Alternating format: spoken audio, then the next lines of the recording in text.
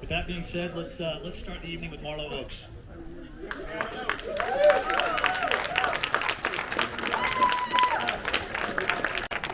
Okay, great.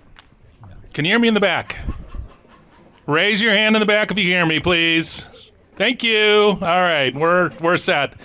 All right, I'm Marlo Oaks. I am the state treasurer here in the great state of Utah. What does a state treasurer do? Nobody knows what a state treasurer does, so I'm going to tell you what this state treasurer does. I actually manage a lot of money.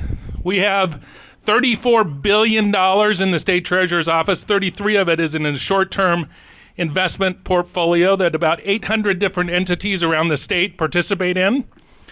So a big part of my job these last 2 years has been focused on the investment portfolios. I actually am the only state treasurer in the entire country that has institutional investment management experience. That should scare every other state but Utah. So I don't know if that's true historically, but I'd be really interested to see if any other state treasurer in the history of the country has had my kind of institutional investment management experience. It's becoming more important because that's the most complicated part of the job. It's also the part of the job that I did not recognize would have the most politics associated with it. When I got into office, I was not aware of what was going on with ESG. And it was only after the Solicitor General at a function asked me if I was aware that the Department of Labor was pushing forward a rule that would allow an ESG fund as a default option in retirement plans. And I thought that is a huge problem. Because as soon as you allow that, then you politicize all investment portfolios in the country, the retirement portfolios, and that is a major step in the wrong direction. And it was at that point that I said, I've got to study ESG in depth. And so I got Woke Inc. Somebody recommended the book Woke Inc. I started reading that, and I read it once, and then I said, that is a lot of stuff in there. I'm going to read it again. I read it again, and then I said, I need to talk to Vivek Ramaswamy, the author. So I sat down, I actually got Vivek on the phone, and I said, I want to understand one thing. Is there anything good about ESG? Because I want to understand. I want to understand where the contours are on this issue. And actually, there is absolutely nothing good about ESG because of coercion. The ability to coerce people to act ways using money. And in fact, it's not the money of the investment manager, it's usually the money of common everyday people that is being used to push a political agenda. Now, what's interesting is as I have pushed back on ESG around the country, I've had conversations with people in the investment world that don't understand the issue, and particularly as it relates to the definition of terms.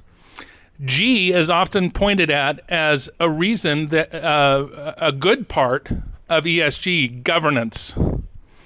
But what you have to understand is terminology gets twisted in all of this. DEI, the same thing, diversity, equity, inclusion. When we talk about DEI, diversity under our traditional American system includes ideological diversity. That is not allowed. In fact, we want ideological purity under DEI today. In ESG, the G part, that was brought into ESG specifically because it has had historical value in the stock market in driving value for shareholders in companies. But ESG is not under traditional shareholder capitalism.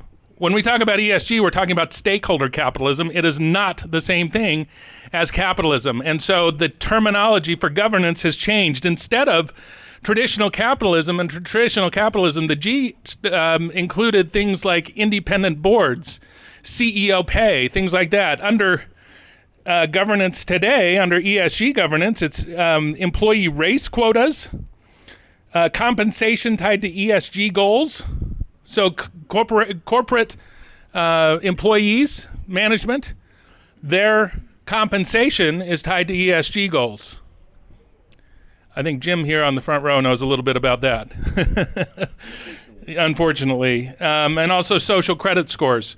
The point is that unless you understand the terminology, you can get sucked in to thinking that there is relevance to the G, the governance part, or any of these things, diversity, equity, inclusion, all of these kinds of things. But you have to understand how the terminology is being used and how it's being twisted. And that's one of the key tactics that's being used today to fool people into accepting things that they otherwise would not accept. So let me just briefly, in the few minutes that I have left, last year, I really started becoming more vocal kind of February, March of last year. March of last year, I got a email, and I'd been speaking about the credit of Utah. The state treasurer, I view the state treasurer role as the keeper of the credit. I keep the credit rating of the state of Utah. That's a key part of my office. The credit rating of Utah is the best in the world. We are AAA rated by the three major credit rating agencies, and we have never been rated below that. The U.S. government can't say that. Starting in 2011, S&P downgraded the U.S. government. Fitch just downgraded the U.S. government earlier this week. The Utah has a better credit than the United States government. We have the best credit in the world, is what I tell people, because we trade. In other words, we borrow money at the lowest rates in the municipal markets, similar to the U.S. government borrowing at the lowest rates in the taxable markets. But, and this is what I tell people, that won't matter if we have a separate ESG rating on the state of Utah. Why? Because you can politicize that rating. And so I got an email March 7th, 2022 saying, Treasurer Oaks, we want to talk to you about the ESG credit indicators that S&P Global plans to apply to the state of Utah. And I said, we are in trouble. This is going down the wrong path. And so then I became more vocal and have been leading the charge amongst treasurers. And I really felt I needed to, because I have the background with my institutional investment experience. I can actually talk to the issues and educate other treasurers. This is a very complex part of the capital markets and things that are happening. People don't understand it, and you have to understand it on a level and be able to communicate on a level that makes sense. So that has been what I've been doing.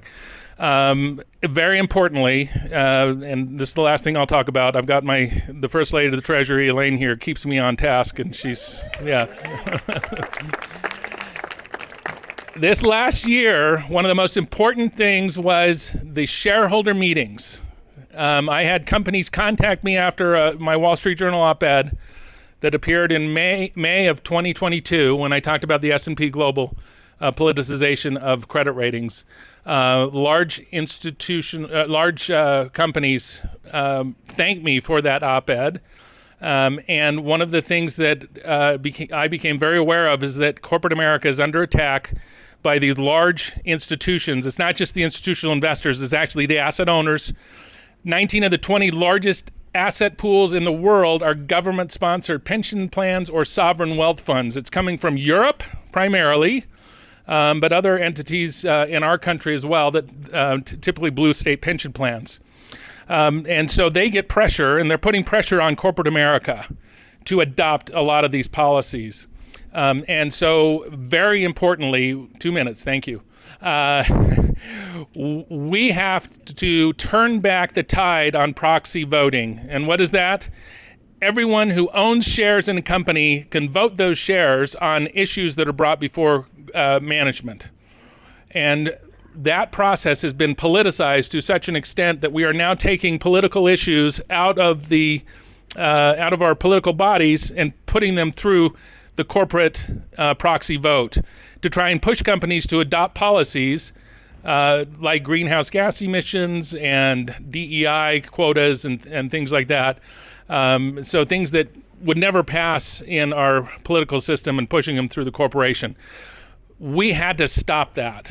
We had to stop investors from voting for a lot of these, I guess, woke. I don't use that term very often, but a lot of these woke policies. And what happened this last year, so this was April through June, we had a significant turning of the tide on ESG voting among companies and among institutional investors. The bulk of ESG proxy issues that were brought before corporations lost.